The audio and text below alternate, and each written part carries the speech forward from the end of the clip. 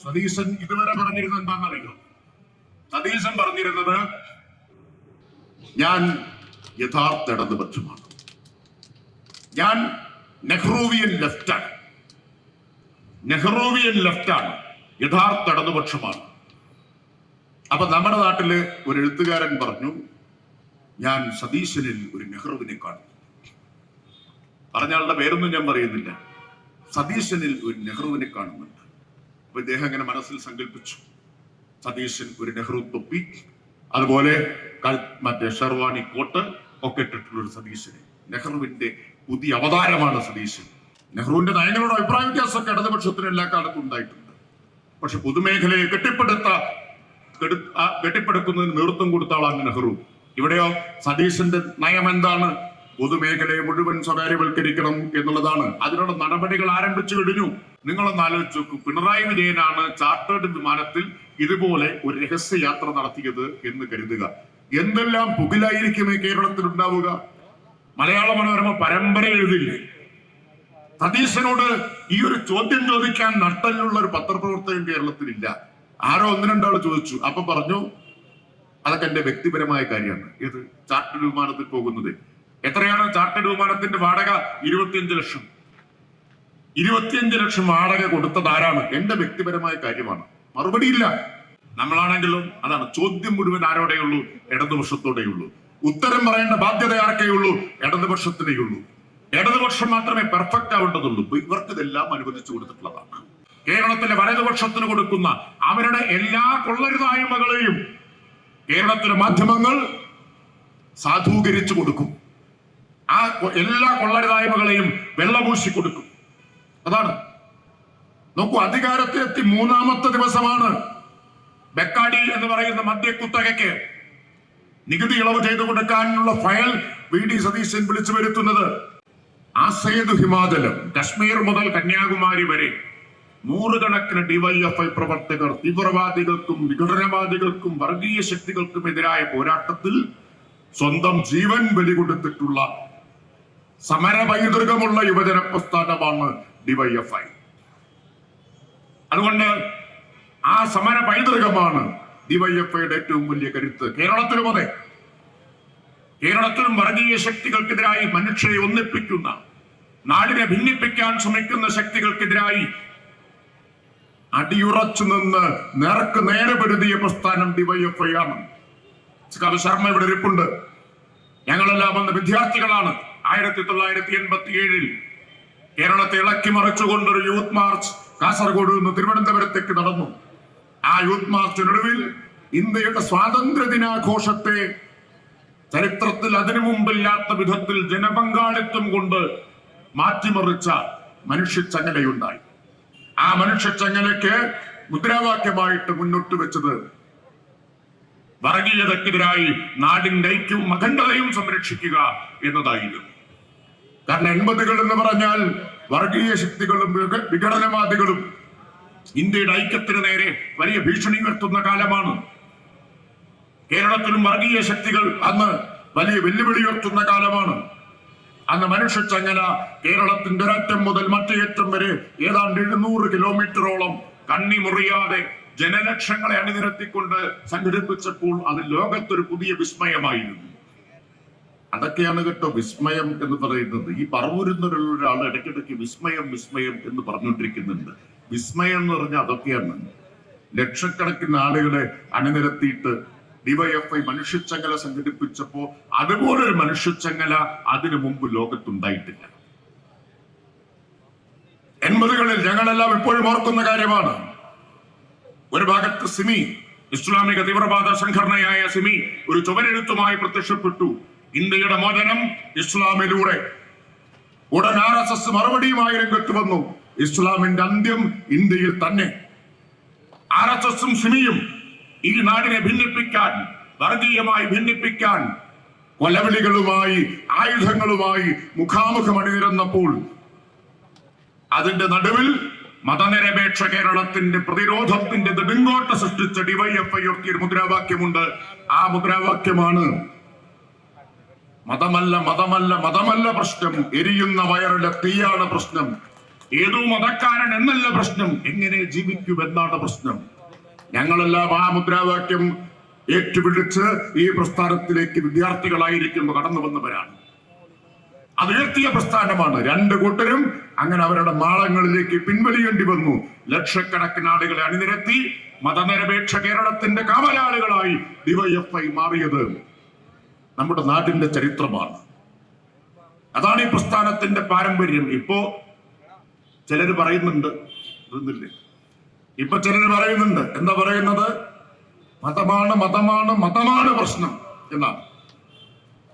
അതാണ് പ്രശ്നം എന്നാണ് പറയുന്നത്. അപ്പൊ അതുകൊണ്ട് ഡിവൈഎഫ്ഐയുടെ പഴയ മുദ്രാവാക്യം ഇന്ന് കൂടുതൽ പ്രസക്തമായി തീരുകയാണ്.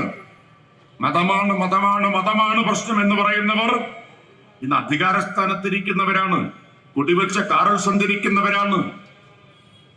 അതുകൊണ്ട് ഡിവൈഎഫ്ഐ പണ്ടുയർത്തിയ മുദ്രാവാക്യം ഇന്ന് അതുപോലെ പ്രസക്തമായി തീരുകയാണ്. മതമല്ല മതമല്ല മതമല്ല പ്രശ്നമെന്ന് കൂടുതൽ ഉച്ചത്തിൽ പറയേണ്ട കാലമാണിത് എന്ന് ഞാൻ നിങ്ങളെ ഓർമ്മിപ്പിക്കുകയാണ്. പ്രത്യേകിച്ച് ഇന്ത്യയെ ഒരു മതരാഷ്ട്രമാക്കി മാറ്റുന്നതിന് വേണ്ടി കഴിഞ്ഞൊരു വ്യാഴവട്ടക്കാലമായി അധികാരത്തിലിരിക്കുന്ന നരേന്ദ്രമോദിയുടെ നേതൃത്വത്തിലുള്ള ഗവൺമെന്റ് ആ ശ്രമം അതിന്റെ അവസാന ഘട്ടത്തിലേക്ക് നീങ്ങാണ്. ഇപ്പോ മതരാഷ്ട്രമാക്കാൻ ശ്രമിക്കുന്നു എന്നൊന്നും പറഞ്ഞ പോരാ. ശ്രമം തുടങ്ങിയിട്ട് കുറച്ചായി, ഇപ്പൊ അത് അവസാന ഘട്ടത്തിൽ എത്തി നിൽക്കുകയാണ്. ഇപ്പൊ ഒരൊറ്റ തടസ്സം കൂടിയുള്ളൂ. എന്താണ് തടസ്സം? അത് ഭരണഘടനയാണ്. ഭരണഘടന എന്ന തടസ്സം നീക്കണമെങ്കിൽ എന്ത് വേണം? 3/2 ഭൂരിപക്ഷം വേണം. ഭൂരിപക്ഷം തെരഞ്ഞെടുപ്പിൽ കിട്ടിയിട്ടില്ലെങ്കിൽ ഭൂരിപക്ഷം വിലക്കി വാങ്ങുന്ന കാലമാണ് ഇന്നത്തെ കാലം എന്നത്. 12 വർഷത്തെ ഒരു വ്യാഴവട്ടത്തെ മോദി ഭരണം നൽകിയൊരു പാഠം എന്താണ്? തെരഞ്ഞെടുപ്പിൽ ജയിച്ചില്ലെങ്കിൽ ജയിച്ചവരെ വിലക്കെടുത്ത് ഭൂരിപക്ഷം ഉണ്ടാക്കുക. ജയിച്ചവരെ വിലക്കെടുത്തുകൊണ്ട് കേവല ഭൂരിപക്ഷം മാത്രമല്ല, ഭരണഘടന തന്നെ മാറ്റാൻ ആവശ്യമായ ഭൂരിപക്ഷം ഉണ്ടാക്കുക. ബംഗാളിലെ തൃണമൂൽ കോൺഗ്രസിനെ നേരെ പിളർത്തി. എന്നിട്ട് ഒരു 10-18 എംപിമാരെ നേരെ BJP വലയിലാക്കി. ആം ആദ്മി പാർട്ടി അതിനെ പിളർത്തി ഒരു 5-6 എംപിമാരെ അവിടെ നിന്ന് പിടിച്ചു. പിന്നെ ശിവസേന, ഉദ്ധവ് താക്കറെയുടെ ശിവസേന ഒരു 6 ഡസൻ എംപിമാർ. ഇങ്ങനെയാണ്, 1 ഡസൻ അവിടെ നിന്ന്, ഒരു 1/2 ഡസൻ ഇപ്പുറത്തുനിന്ന്, പിന്നെ ഒരു 1/2 ഡസൻ വേറൊരു സ്ഥലത്തുനിന്ന്. എന്തിനാണ്? ലോകസഭയിലും രാജ്യസഭയിലും ഭരണഘടനാ ഭേദഗതികൾ പാസ്സാക്കണമെങ്കിൽ 3/2 ഭൂരിപക്ഷം വേണം. ആ 3/2 ഭൂരിപക്ഷം ഉണ്ടാക്കാൻ എംപിമാരെ വിലക്കെടുക്കുകയാണ്. ജനാധിപത്യത്തെ വിലക്കെടുക്കുന്ന കാലമാണ് ഇന്ത്യയുടെ ചരിത്രത്തിൽ, സ്വതന്ത്ര ഇന്ത്യയുടെ ചരിത്രത്തിൽ ഒരു കാലത്തുണ്ടായിട്ടില്ല. കാലമാറ്റം ഉണ്ടായിട്ടുണ്ട്, പക്ഷെ ഇതുപോലെ സംഘടിതമായി വിലക്ക് വാങ്ങുന്ന ഒരു കാലം ഉണ്ടായിട്ടില്ല. ഇനി ഒരു ഭരണഘടന ഭേദഗതി ചെയ്യും. എന്താണ് ഉദ്ദേശം? ഒരു രാജ്യം, ഒരു തെരഞ്ഞെടുപ്പ്. എല്ലാ നിയമസഭകളെയും പിരിച്ചുവിടും.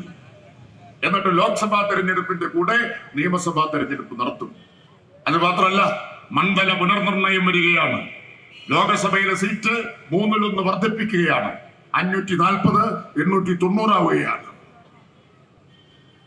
അങ്ങനെ വരുമ്പോഴോ മണ്ഡല പുനർനിർണയം എങ്ങനെയാണ് നടത്തുന്നത്? BJPക്ക് സ്വാധീനമുള്ള ഉത്തരേന്ത്യൻ സംസ്ഥാനങ്ങളിൽ കൂടുതൽ ലോക്സഭാ സീറ്റുകൾ ഉണ്ടാകുമെന്ന് ഉറപ്പുവരുത്തുന്ന നിലയിലാണ്. 800 ചില്ലാരമായിട്ട് സീറ്റ് കൂടുമ്പോ ഏറ്റവും കൂടുതൽ സീറ്റ് കൂടുന്നവിടെ ഉത്തർപ്രദേശിൽ 80 ഉള്ളത് 120 സീറ്റായിട്ട് കൂടും. 40 എണ്ണം അവിടെ കൂടും, ഉത്തർപ്രദേശിൽ മാത്രം. മനസ്സിലായോ? അങ്ങനെയാണ് സീറ്റ് കൂടുന്നത്. കേരളം, തമിഴ്നാട്, അതുപോലെ കർണാടക, ആന്ധ്ര, തെലങ്കാന, ഈ സംസ്ഥാനങ്ങളിൽ സീറ്റിന്റെ എണ്ണം നാമമാത്രമായിട്ടാണ് കൂടുക. കാരണം ജനസംഖ്യാ നിയന്ത്രണം ഫലപ്രദമായി നടപ്പാക്കിയ സംസ്ഥാനങ്ങളാണ്. ജനസംഖ്യാ നിയന്ത്രണം നടപ്പാക്കാത്ത സംസ്ഥാനങ്ങൾ, അത് ഫലപ്രദമായി നടപ്പാക്കാത്ത UPയിലും ബീഹാറിലും, അതുപോലെ ഈ കൗ ബെൽറ്റ്, പശുമേഖല എന്നറിയപ്പെടുന്ന ഹിന്ദി ബെൽറ്റിൽ BJPക്ക് സ്വാധീനമുള്ള ഈ കൗ ബെൽറ്റിൽ എന്തുണ്ടാവും? സീറ്റിന്റെ എണ്ണം ഗണ്യമായിട്ട് കൂടും. അപ്പോഴോ BJPക്ക് എല്ലാ കാലത്തും അധികാരത്തിൽ വരാം. ഇതാണ് അവരുടെ കണക്ക് കൂട്ടൽ. അതിനുവേണ്ടി മണ്ഡല പുനർനിർണയം നടത്താൻ പോകുന്നു. അപ്പൊ രാജ്യത്തെ പിടിക്കാനും മതനിരപേക്ഷ ജനാധിപത്യ ഇന്ത്യയെ ഒരു മതരാഷ്ട്രമാക്കി മാറ്റാൻ, ഏതുപോലെ പാകിസ്ഥാനെ പോലെ അഫ്ഗാനിസ്ഥാനെ പോലെ ഒരു മതരാഷ്ട്രമാക്കിയിട്ട് ഹിന്ദു രാഷ്ട്രമാക്കി, അത് രണ്ടും ഇസ്ലാമിക റിപ്പബ്ലിക്കുകളാണെങ്കിൽ അതിന്റെ മറ്റൊരു വെർഷൻ ഒരു ഹിന്ദു രാഷ്ട്രമാക്കി ഇന്ത്യയെ മാറ്റാനുള്ള പദ്ധതി അവസാന ഘട്ടത്തിലേക്ക് കിടക്കുകയാണ്. ഇതിനെ ചെറുത്തു തോൽപ്പിച്ചില്ലെങ്കിൽ പിന്നെ നാം ഇന്നോളം ജീവിച്ച ഇന്ത്യ ഇല്ല എന്ന് നാം തിരിച്ചറിയണം. ഇതുപോലെ നമ്മളെല്ലാം ജനിച്ചു വീഴുകയും വളരുകയും ചെയ്ത ഇന്ത്യ നമ്മുടെ മക്കൾക്ക് വേണ്ടി, വരും തലമുറകൾക്ക് വേണ്ടി ഇവിടെ അവശേഷിക്കുകയില്ല എന്ന തിരിച്ചറിവ് നമുക്കുണ്ടാവണം. ഇന്ത്യ വേറൊരു അഫ്ഗാനിസ്ഥാനായി, വേറൊരു പാകിസ്ഥാനായിട്ട് മാറുന്ന സ്ഥിതിവിശേഷമാണ് ഉണ്ടായിത്തീരുക. അതുകൊണ്ട് ഭഗത് സിംഗിനെ പോലുള്ള ആളുകൾ, സുഖദേവനെയും രാജഗുരുവിനെയും ചന്ദ്രശേഖർ ആസാദിനെയും പോലുള്ള രക്തസാക്ഷികൾ ബ്രിട്ടീഷ് സാമ്രാജ്യത്വത്തിനെതിരെ പൊരുതിയതുപോലെ ഡിവൈഎഫ്ഐ 1980-കളിൽ വിഘടനവാദികൾക്കും തീവ്രവാദികൾക്കും എതിരെ പൊരുതിയതുപോലെ, വർഗീയ ശക്തികൾക്കെതിരെ പൊരുതിയതുപോലെ ഇന്ത്യയെ മതരാഷ്ട്രമാക്കി മാറ്റാനുള്ള പദ്ധതി അതിന്റെ അവസാന ഘട്ടത്തിൽ എത്തിച്ചിരിക്കുന്ന RSSനും BJPക്കും എതിരായിട്ടുള്ള പോരാട്ടം, വർഗീയതക്കെതിരായ പോരാട്ടം, ഇന്ത്യയെ മതനിരപേക്ഷ രാജ്യമാക്കി നിലനിർത്താനുള്ള പോരാട്ടം ഇന്നത്തെ യുവജനങ്ങളുടെ ചുമതലയാണ്, ഡിവൈഎഫ്ഐയുടെയും ചുമതലയാണ്. ഡിവൈഎഫ്ഐയുടെ മാത്രമല്ല, എല്ലാ യുവജനങ്ങളുടെയും ചുമതലയാണ്. ഇത് കേവലമായ ഒരു കക്ഷി രാഷ്ട്രീയ പ്രശ്നമല്ല. രാജ്യം നിലനിന്നാലേ ഇവിടെ ഒരു ചെറുപ്പക്കാർക്ക് ഒരു ഭാവിയുള്ളൂ എന്ന് കാണണം. രാജ്യം നിലനിന്നാലേ ചെറുപ്പക്കാർക്ക് ഭാവിയുള്ളൂ. ഭരണഘടന മാറിയാൽ, മതാധിഷ്ഠിത രാജ്യമായിട്ട് മാറിയാൽ പിന്നെ പൗരാവകാശമില്ല, പിന്നെ ജനാധിപത്യാവകാശങ്ങളില്ല, പിന്നെ വ്യക്തി സ്വാതന്ത്ര്യമില്ല, പിന്നെ നാം ഉടുക്കുന്നതും കഴിക്കുന്നതും നാം പഠിക്കുന്നതുമെല്ലാം എന്തായിരിക്കും? മതകൽപ്പനകളായിരിക്കും. മതകൽപ്പനകൾ ഇപ്പോൾ തന്നെ അങ്ങനെ മാറിക്കൊണ്ടിരിക്കുകയാണ്. പശുവിന്റെ പേരിൽ ആളെ കൊല്ലുന്നു, ധരിക്കുന്ന വസ്ത്രത്തിന്റെ പേരിൽ ആളുകൾ ആക്രമിക്കപ്പെട്ടുകൊണ്ടിരിക്കുന്നു, വിശ്വാസത്തിന്റെ പേരിൽ ആളുകൾ ആക്രമിക്കപ്പെട്ടുകൊണ്ടിരിക്കുന്നു. ക്രിസ്മസിന് നക്ഷത്രം തൂക്കാൻ അനുവാദമില്ലാത്ത സ്ഥലങ്ങൾ എത്രയോ ഉണ്ട്. ക്രിസ്ത്യൻ പള്ളികളിൽ പ്രാർത്ഥന നടത്താൻ അനുവാദമില്ലാത്ത സ്ഥലങ്ങൾ ഉത്തരേന്ത്യയിലെ സംസ്ഥാനങ്ങളിലാകെയുണ്ട്. ഈ നിലയിലേക്ക് രാജ്യം ഇപ്പോൾ തന്നെ മാറിക്കഴിഞ്ഞിരിക്കുകയാണ്. ഭരണഘടന കൂടി ഭേദഗതി ചെയ്ത് അട്ടിമറിച്ചു കഴിഞ്ഞാൽ എന്തായിരിക്കും സ്ഥിതി? ന്യൂനപക്ഷങ്ങൾ രണ്ടാം തരം പൗരന്മാരായിട്ട് മാറും. ന്യൂനപക്ഷങ്ങൾ മാത്രമാണോ? അല്ല, ന്യൂനപക്ഷങ്ങൾ മാത്രമല്ല, ഇതിന് കീഴ്പ്പെടാത്ത മുഴുവൻ ആളുകളും രണ്ടാം തരം പൗരന്മാരായിട്ട് മാറും. അതിനെ ചെറുക്കുക എന്നത് ഡിവൈഎഫ്ഐയുടെ ചുമതലയാണ്. സതീശൻ ഇതുവരെ പറഞ്ഞിരുന്നത് എന്താണെന്നറിയോ? സതീശൻ പറഞ്ഞിരുന്നത് ഞാൻ യഥാർത്ഥ ഇടതുപക്ഷമാണ്, ഞാൻ നെഹ്റൂവിയൻ ലെഫ്റ്റാണ്, യഥാർത്ഥ ഇടതുപക്ഷമാണ്. അപ്പൊ നമ്മുടെ നാട്ടില് ഒരു എഴുത്തുകാരൻ പറഞ്ഞു, ഞാൻ സതീശനിൽ ഒരു നെഹ്റുവിനെ കാണുന്നു. പറഞ്ഞയാളുടെ പേരൊന്നും ഞാൻ പറയുന്നില്ല. സതീശനിൽ ഒരു നെഹ്റുവിനെ കാണുന്നുണ്ട്. അപ്പൊ ഇദ്ദേഹം ഇങ്ങനെ മനസ്സിൽ സങ്കല്പിച്ചു, സതീശൻ ഒരു നെഹ്റു തൊപ്പി, അതുപോലെ മറ്റേ ഷെർവാണി കോട്ട് ഒക്കെ ഇട്ടിട്ടുള്ള ഒരു സതീശൻ, നെഹ്റുവിന്റെ പുതിയ അവതാരമാണ് സതീശൻ. എന്താ നെഹ്റു പറഞ്ഞത്? നെഹ്റു ചെയ്തത് എന്താണ്? ഇന്ത്യയിലെ പൊതുമേഖലയെ കെട്ടിപ്പടുത്തത് ജവഹർലാൽ നെഹ്റു ആണ്. നെഹ്റുവിന്റെ നയങ്ങളോട് അഭിപ്രായ വ്യത്യാസമൊക്കെ ഇടതുപക്ഷത്തിന് എല്ലാ കാലത്തും ഉണ്ടായിട്ടുണ്ട്. പക്ഷെ പൊതുമേഖലയെ കെട്ടിപ്പടുക്കുന്നതിന് നേതൃത്വം കൊടുത്ത ആളാണ് നെഹ്റു. ഇവിടെയോ സതീശന്റെ നയം എന്താണ്? പൊതുമേഖലയെ മുഴുവൻ സ്വകാര്യവൽക്കരിക്കണം എന്നുള്ളതാണ്. അതിനുള്ള നടപടികൾ ആരംഭിച്ചു കഴിഞ്ഞു. ഇന്ത്യയിൽ ആസൂത്രണം, പ്ലാനിംഗ് നടപ്പാക്കിയത് ആരാണ്? നെഹ്റുവാണ്. സതീശൻ അധികാരത്തിൽ വന്നയുടൻ ചെയ്തത് എന്താ? നെഹ്റുവിനെയല്ല മാതൃകയാക്കിയത്. ആരെയാണ്? മോദിയാണ്. മോദി 2014 അധികാരത്തിൽ വന്നയുടൻ ഇന്ത്യയിലെ പ്ലാനിംഗ് കമ്മീഷൻ, നെഹ്റു ആരംഭിച്ച പ്ലാനിംഗ് കമ്മീഷൻ പിരിച്ചുവിട്ടു. എന്നിട്ട് പകരമുണ്ടാക്കിയതാണ് നീതി ആയോഗ്. എന്നിട്ട് മോദി പറഞ്ഞു, നീതി ആയോഗ് ഒരു തിങ്ക് ടാങ്ക് ആയിരിക്കും. സതീശൻ ഇപ്പൊ ചെയ്തത് എന്താ? പ്ലാനിംഗ് ബോർഡിനെ തിങ്ക് ടാങ്ക് ആക്കി മാറ്റും എന്ന് പ്രഖ്യാപിച്ചു. അപ്പൊ നെഹ്റുവിയൻ ലെഫ്റ്റ് ആണോ അതോ മോദിവിയൻ റൈറ്റ് ആണോ സതീശൻ എന്നാണ് നമ്മൾ മനസ്സിലാക്കേണ്ടത്. നെഹ്റുവിന്റെ പേര് പറയുകയും മോദിയുടെ നയങ്ങൾ നടപ്പാക്കുകയും ചെയ്യുന്ന സംഘപരിവാറിന്റെ ഏജന്റായിട്ടാണ് VD സതീശൻ കേരളത്തിൽ പ്രവർത്തിച്ചുകൊണ്ടിരിക്കുന്നത്. ഒരു ഭാഗത്ത് സംഘപരിവാറിന്റെ ഏജന്റ്, മറുഭാഗത്ത് അദാനി വിലക്കെടുത്ത മുഖ്യമന്ത്രി. അദാനി വിലക്കെടുത്ത മുഖ്യമന്ത്രിയാണ്. വിഴിഞ്ഞം തുറമുഖം യാഥാർത്ഥ്യമാക്കി മാറ്റിയത് കേരളത്തിൽ കഴിഞ്ഞ 10 കൊല്ലം അധികാരത്തിലിരുന്ന LDF സർക്കാരിന്റെ നിശ്ചയദാർഢ്യമാണ്. ആ വിഴിഞ്ഞത്തെ മുൻനിർത്തി കേരളത്തിന്റെ വ്യാവസായികമായിട്ടുള്ള വളർച്ചയ്ക്കും സാമ്പത്തികമായിട്ടുള്ള പുരോഗതിക്കും വേണ്ടി സർക്കാരിന്റെ നിയന്ത്രണത്തിലുള്ള ഒരു പദ്ധതിയാണ് LDF സർക്കാർ നടപ്പാക്കിയത്. കാരണം സർക്കാർ പണം മുടക്കിയിട്ടുണ്ട് വിഴിഞ്ഞത്ത്. സർക്കാർ പണം മുടക്കിയിട്ടുണ്ട്. ആ വിഴിഞ്ഞത്തിന്റെ ലാഭം സർക്കാരിന് കിട്ടാനുള്ളതാണ്. പക്ഷേ സതീശൻ എന്ത് ചെയ്തു? സതീശൻ അധികാരത്തിൽ എത്തി 1 മാസത്തിനുള്ളിലാണ് തിരക്ക് തിടുക്കെന്താന്ന് നോക്കിക്കൊള്ളണം. വിഴിഞ്ഞം മെഡിറ്ററേനിയൻ ഷിപ്പിംഗ് കമ്പനി എന്ന ഒരു കമ്പനിക്ക് വിൽക്കാൻ അദാനിയെ സമ്മതിച്ചു. അദാനിക്ക് അനുവാദം കൊടുത്തു. കാരണം സർക്കാരിന്റെ അനുവാദമില്ലാതെ 25% കൂടുതൽ ഓഹരി വിൽക്കാൻ പറ്റില്ല. 49% ഓഹരി വിൽക്കാൻ തീരുമാനിച്ചു. സതീശൻ അറിയാതെ വെക്കൂ. സതീശൻ വന്ദേ മാതരം അറിഞ്ഞില്ല എന്ന് പറഞ്ഞതുപോലെ പറഞ്ഞു. എന്നാ ഞാനൊരു സത്യം പറയാൻ, ഞാനതൊന്നും അറിഞ്ഞിട്ടില്ല. ഇന്നസെന്റ് മറ്റേ സിനിമയിൽ പറയുന്നില്ല. പക്ഷെ ഇപ്പൊ കാര്യങ്ങൾ പ്രതിപക്ഷം ശക്തമായിട്ട് ഉയർത്തിയപ്പോ പിടിച്ചു നിൽക്കാനാവില്ല എന്നുള്ള സ്ഥിതി വന്നു. അപ്പൊ അദാനി എഴുതി കൊടുത്തു. ആരും അറിയാതെ, ഇരുചെവി അറിയാതെ സംസ്ഥാന ഗവൺമെന്റ് പണം മുടക്കിയ കേരളത്തിന്റെ അഭിമാന പദ്ധതി അദാനിക്ക് ഇഷ്ടമുള്ള ഒരു കമ്പനിക്ക് വിൽക്കാൻ ഒത്താശ ചെയ്തു കൊടുത്തു. അധികാരത്തിലേറി 1 മാസത്തിനുള്ളിൽ ആരും അറിയാതെ ഡീൽ നടപ്പാക്കാമെന്നാണ് കരുതിയത്. കച്ചവടം ഉറപ്പിക്കാന്നാണ് കരുതിയത്. എന്താണ് ഉദ്ദേശം? മുഖ്യമന്ത്രിയാവുന്നതിന് മുമ്പേ VD സതീശൻ ഒരു ചാർട്ടേഡ് വിമാനത്തിൽ, സ്പെഷ്യൽ എയർക്രാഫ്റ്റിൽ കൊച്ചിയിൽ നിന്ന് മംഗലാപുരത്തേക്ക് പോയി. കൊച്ചിയിൽ നിന്ന് മംഗലാപുരത്തേക്ക് വന്ദേ ഭാരത് ഉണ്ട്, വളരെ പെട്ടെന്ന് എത്തുന്നതാണ്. പക്ഷെ ചാർട്ടേഡ് വിമാനത്തിൽ പോയി. നിങ്ങളൊന്ന് ആലോചിച്ച് നോക്കൂ. പിണറായി വിജയനാണ് ചാർട്ടേഡ് വിമാനത്തിൽ ഇതുപോലെ ഒരു രഹസ്യ യാത്ര നടത്തിയത് എന്ന് കരുതുക. എന്തെല്ലാം പുകിലായിരിക്കും ഈ കേരളത്തിൽ ഉണ്ടാവുക? മലയാള മനോരമ പരമ്പര എഴുതില്ലേ? സതീശനോട് ഈ ഒരു ചോദ്യം ചോദിക്കാൻ നട്ടലുള്ള ഒരു പത്രപ്രവർത്തകൻ കേരളത്തിലില്ല. ആരോ 1-2 ആൾ ചോദിച്ചു. അപ്പൊ പറഞ്ഞു അതൊക്കെ എന്റെ വ്യക്തിപരമായ കാര്യമാണ്. ഇത് ചാർട്ടേഡ് വിമാനത്തിൽ പോകുന്നത്. എത്രയാണ് ചാർട്ടേഡ് വിമാനത്തിന്റെ വാടക? 25 ലക്ഷം. 25 ലക്ഷം വാടക കൊടുത്തത് ആരാണ്? എന്റെ വ്യക്തിപരമായ കാര്യമാണ്. മറുപടിയില്ല.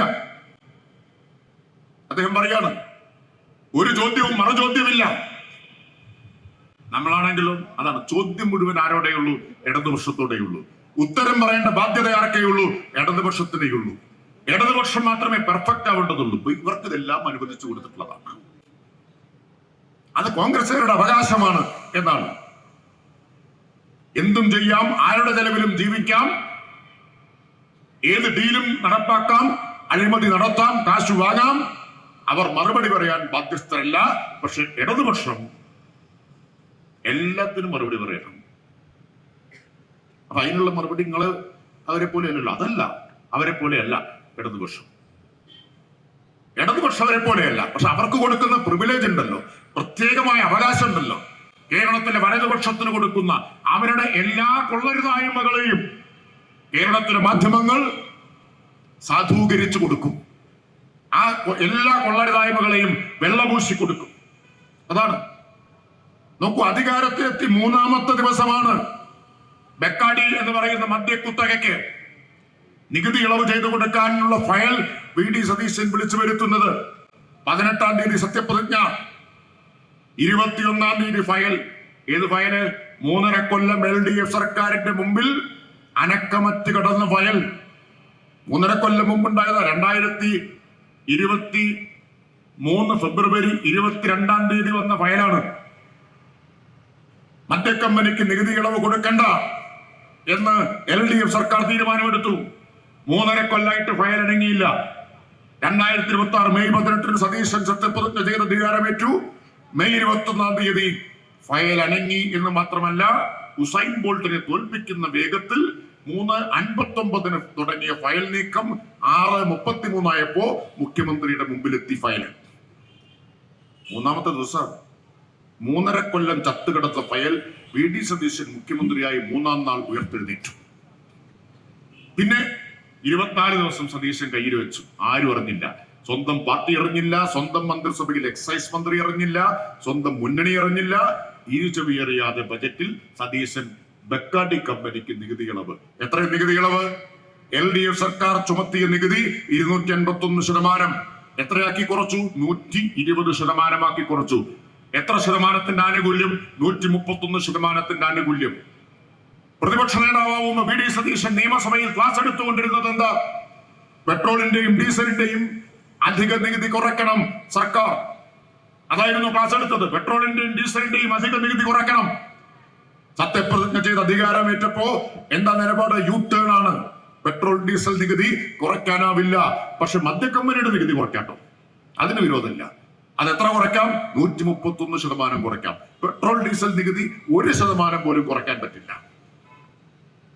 അപ്പൊ നേരത്തെ പറഞ്ഞുറപ്പിച്ച എല്ലാ കച്ചവടവും അധികാരത്തിലേറി ആരും ശ്രദ്ധിക്കുന്നതിന് മുമ്പ് 1 മാസത്തിനുള്ളിൽ തീർക്കാം എന്നാണ് സതീശൻ കരുതിയത്. അത് അദാനിയുമായിട്ടുള്ള ഡീലും ബെക്കാഡിയുമായിട്ടുള്ള ഡീലും എല്ലാം തീർക്കാൻ പെട്ടെന്നാണ്. ആരും അറിയുന്നതിന് മുമ്പ്, 4 ആൾ അറിയുന്നതിന് മുമ്പ് ഇതെല്ലാം ചെയ്യാം എന്നാണ് കണക്കാക്കിയത്. അപ്പൊ മുൻഗണന മദ്യക്കമ്പനിയും മുൻഗണന അദാനിയും ഒക്കെയാണ്.